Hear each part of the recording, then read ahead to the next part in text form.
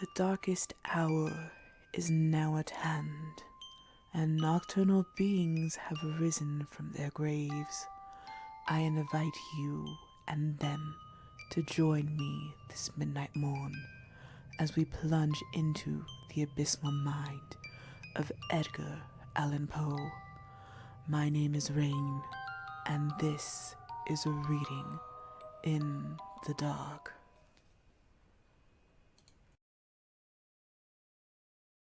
Tamerlane, 1827.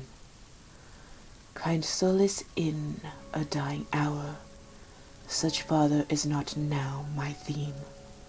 I will not madly deem that power of earth may shrive me of the sin unearthly pride hath revelled in. I have no time to dote or dream. You call it hope, that fire of fire. It is but agony of desire. If I can hope, O God, I can. Its fount is holier, more divine. I would not call thee fool, old man, but such is not a gift of thine. Know thou the secret of a spirit, bowed from it wild pride into shame. O yearning heart, I did inherit thy withering portion with the fame, the scaring glory which hath shone amid the jewels of my throne. Halo of hell, and with the pain, not hell shall make me fear again. O craving heart for the lost flowers, and sunshine of my summer hours, the undying voice of that dead time, with its interminable chime, rings in the spirit of a spell, upon thy emptiness a knell. I have not always been as now, the feathered diadem on my brow. I claim it and won usurpingly, hath not the same fierce heirdom given, roamed the Sissa this to me, the heritage of a kingly mind, and a proud spirit which hath striven triumphantly with humankind. On mountain soil I first drew life, the mist of the Tegli hath shed nightly their dews upon my head, and I believe the winged strife and tumult of the headlong air hath nestled in my very hair. So late from heaven that dew it fell, mid dreams of an unholy night, upon me with the touch of hell, while the red flashing of the light from clouds that hung like banners o'er appeared to my half-closing eye, the pageantry of monarchy, and the deep trumpet thunder's roar came hurriedly upon me, telling of human battle where my voice, my own voice, silly child, was swelling, of how my spirit would rejoice and leap within me at the cry, the battle cry of victory. The rain came down upon my head, unsheltered, and the heavy wind rendered me mad and deaf and blind. It was but man, I thought, who shed laurels upon me, and the rush, the torrent of the chilly air, gurgled within my ear the crush of empires with the captive's prayer, the hums of suitors and the tone of flattery round a sovereign's throne. My passions from that hapless hour usurped a tyranny which men have deemed since I have reached to power. My innate nature be it so, but farther there lived one who then, than in my boyhood when, their fire burned with a still intenser glow. For passion must with youth expire, e'en then who knew this iron heart in woman's weakness had a part. I have no words, alas, to tell the loveliness of loving well, nor would I now attempt to trace the more than beauty of a face, whose lineaments upon my mind are shadows on the unstable wind. Thus I remember having dwelt some page of early lore upon, with lording eye, till I have felt the letters with their meaning melt to fantasies with none. Oh, she was worthy of all love, love as an infancy was mine. 'Twas such as angel minds above might envy her young heart the shrine on which my every hope and thought were incense then a goodly gift, for they were childish and upright, pure as her young example taught. Why did I leave it and adrift? Trust the fire within for light. We grew in age and love together, roaming the forest and the wild, my breast a shield in wintry weather, and when the friendly sunshine smiled, and she would mark the opening skies, I saw no heaven but in her eyes. Young love's first lesson is the heart, for mid that sunshine and those smiles, when from our little cares apart, and laughing at her girlish wiles, I'd throw me on her throbbing breast, and pour my spirit out in tears. There was no need to speak the rest, no need to quiet any fears of her who asked no reason why, but turned on me her quiet eye. Yet more than worthy of the love my spirit struggled with and strove, when on the mountain peak alone ambition lent it a new tone. I had no being but in thee, the world and all it did contain, in the earth, the air, the sea, its joy, its little lot of pain. That was new pleasure, the ideal.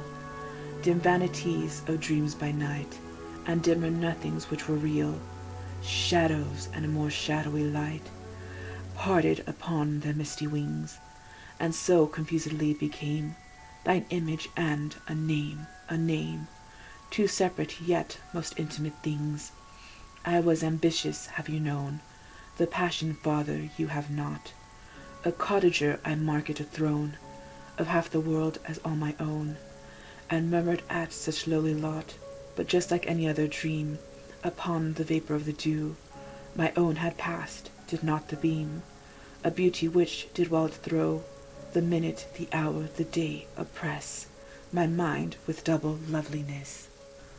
We walked together on the crown of a high mountain which looked down, afar from its proud natural towers of rock and forest on the hills, the dwindled hills begirt with bowers, and shouting with 1,000 rills. I spoke to her of power and pride, but mystically, in such guise, that she might deem it naught beside the moment's converse in her eyes. I read, perhaps too carelessly, a mingled feeling with my own. The flush on her bright cheek to me seemed to become a queenly throne, too well that I should let it be. Light in the wilderness alone, I wrapped myself in grandeur then, and donned a visionary crown. Yet it was not that fantasy had thrown her mantle over me, but that among the rabble men, lion ambition is chained down, and crouches to a keeper's hand. Not so in deserts where the grand, the wild, the terrible conspire, with their own breath to fan his fire. Look round thee now on Samarcand, is she not queen of earth her pride, above all cities in her hand, the destinies in all beside, of glory which the world hath known, stands she not nobly and alone? Falling, her veriest stepping stone shall from the pedestal of a throne, and who her sovereign Timor he, whom the astonished people saw, striding o'er empires haughtily, a diademed outlaw. O human love, thou spirit given, on earth of all we hope in heaven, which fall'st into the soul like rain.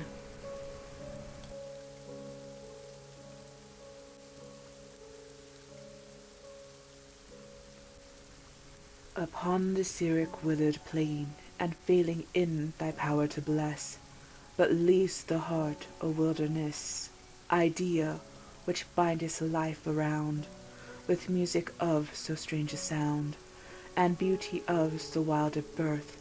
Farewell, for I have won the earth. When hope the eagle that towered could see no cliff beyond him in the sky, his pinions were bent droopingly, and homeward turned his softened eye. 'Twas sunset when the sun will part. There comes a sullenness of heart to him who still would look upon the glory of the summer sun. That soul will hate the evening mist, so often lovely, and will list to the sound of the coming darkness known to those whose spirits hearken, as one who in a dream of night would fly, but cannot from a danger nigh. What though the moon, the white moon, shed all the splendor of her noon?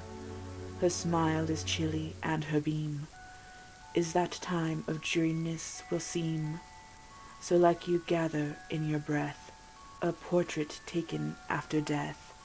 And boyhood is a summer sun, whose waning is the dreariest one. For all we live to know is known, and all we seek to keep hath flown. Let life then at the dayflower fall, with the noonday beauty which is all. I reached my home no more, for all had flown who made it so. I passed from out its mossy door, and though my tread was soft and low, a voice came from the threshold stone of one whom I had earlier known. Oh, I defy thee, hell, to show on beds of fire that burn below a humbler heart, a deeper woe. Father, I firmly do believe, I know for death who comes for me, from regions of the blest afar, where there is nothing to deceive, hath left his iron gate ajar, and rays of truth you cannot see are flashing thro' eternity. I do believe that Eblis hath a snare in every human path, else how, when in the holy grove, I wandered of the idol love, who daily scents his snowy wings with incense of burnt offerings, from the most unpolluted things, whose pleasant bowers are yet so riven above with trellised rays from heaven. No mote may shone, no timeless fly, the lightning of his eagle eye. How was it that ambition crept unseen amid the revels there, till growing bold he laughed and leapt in the tangles of love's very hair?